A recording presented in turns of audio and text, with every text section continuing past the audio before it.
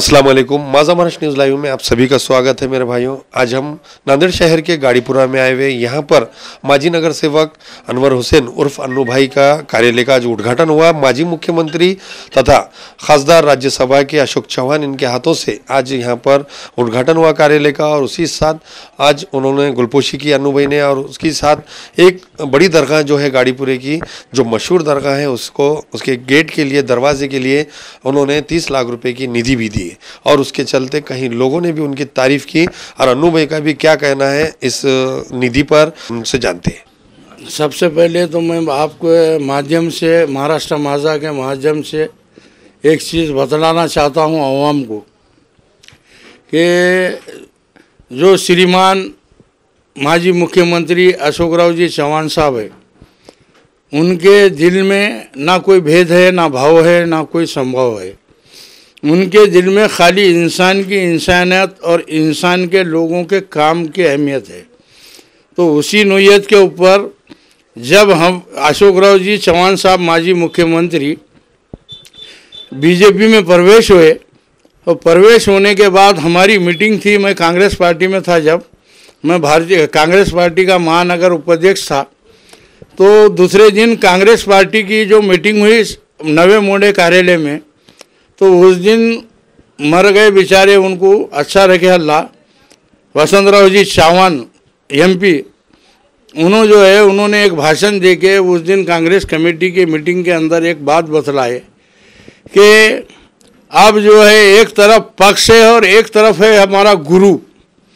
तो अब ये देखना है कि अपन पक्ष से लड़ सकते हैं या गुरु से लड़ सकते हैं, और जिसको पक्ष के साथ रहना है वो पक्ष में रहे, और जिसको अगर से गुरु के साथ रहना चाहते वो गुरु में रहे, गुरु के साथ रहे। तो उसी टाइम के ऊपर मैंने वो मीटिंग छोड़ के मैं बोला भाई कि मैं बोला जो इंसान ने हमारे लोगों के तमाम कामों को अंजाम दिया, मुसलमानों के हर वो काम को अंजाम दिया, हिंदू समाज, मुस्लिम समाज, सिख समाज, ईसाई समाज, कोई भी समाज मैंने देखा हूँ 2005 से लेकर आज तक भी मैं अशोकराव जी चौहान साहब के साथ रहे, उनके साथ काम करते हुए देखा हूँ, अदना कार्यकर्ता बनकर। तो मैंने देखा कि उनके दिल में कोई भेद नहीं, कोई भाव नहीं, कुछ नहीं। और उन्होंने मुझे नहीं बोले कि अन्नू तू क्या बोलते, तो मैं भारतीय जनता पार्टी में चलेगा और तू भारतीय जनता पार्टी प्रवेश कर ले। मैंने जो देखा कि भारतीय जनता पार्टी के कामों पे मेरी गौर से नज़र थी कि हिंदुस्तान के अंदर भारतीय जनता पार्टी क्या क्या कामों को अंजाम दे रही। अब देखो खतर के अंदर 8 लोगों को फांसी हो गई, तो खतर मुस्लिम ममालिक है, पर ये देश के पंत प्रधान थे नरेंद्र मोदी, जिसने क्या बोलते तो वो लोगों को क्या बोलते तो वहाँ से इंडिया में लाए। अब हिंदुस्तान के अंदर जो है कहीं भी, दुनिया के अंदर कहीं भी क्या बोलते तो कोई इस्तेखलाफ आ जाए, यहाँ जंगा चल जाए, कुछ भी चल जाए, तो यहाँ से सबसे पहले मिलिट्री का प्लेन नरेंद्र मोदी का ही जा रहा है, और जाके वहाँ हिंदू को नहीं, मुसलमान को नहीं, हिंदू को लेके आ रहा क्या प्लेन, वो नहीं, मुसलमान को हिंदू को ला रहा। अब ये लाडली बहना की जो योजना है, ये लाडली बहना का हिंदुओं को भी लाभ, मुस्लिम को भी लाभ। 50 साल से जो है हमारे आबा व अजदाद ने कांग्रेस को वोट देते आए, तो उन्होंने, कांग्रेस ने ना हिंदुस्तान के रोड, ना तुम भी देखे मैं भी देखा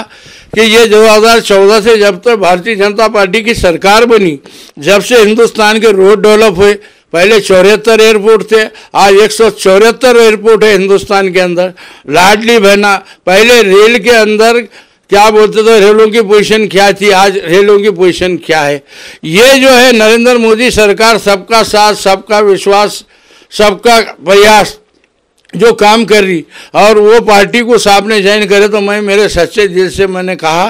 कि मैं अब ये कांग्रेस में रहना नहीं चाहता हूँ। मैं साहब के संग बिना बोले के साहब को मैं भारतीय जनता पार्टी में प्रवेश हो गया, और मुझको मेरे ऊपर भरोसा करके भारतीय जनता पार्टी के सभी लोगों ने मुझे जो है नांदेड़ शहर का उप महानगर अध्यक्ष बनाए। आज जो मेरे वार्ड में मैंने साहब को कहा था, मैं और दीपक सिंह रावत ने बेचारे ने जो फंड लाया बड़ी दरगाह के कमान के लिए,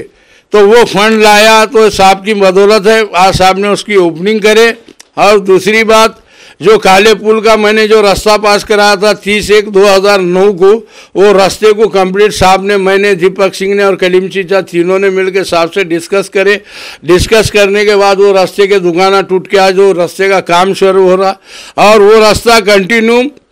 जो है काले पुल तक था उसको कंटिन्यू नदी तक करो बोले तो साहब ने, कमिश्नर साहब को आदेश करे कि इसका आड़ा खड़ा बनाओ, क्या है तो ये रास्ता पास कर देंगे। साहब के कहने खाली विकास और इंसान की इंसानियत ये चीज़ देखी जाती। आज उनके एजेंडे के अंदर मेरे पार्टी के ऑफिस के कार्यालय के ओपनिंग का कुछ भी नहीं था।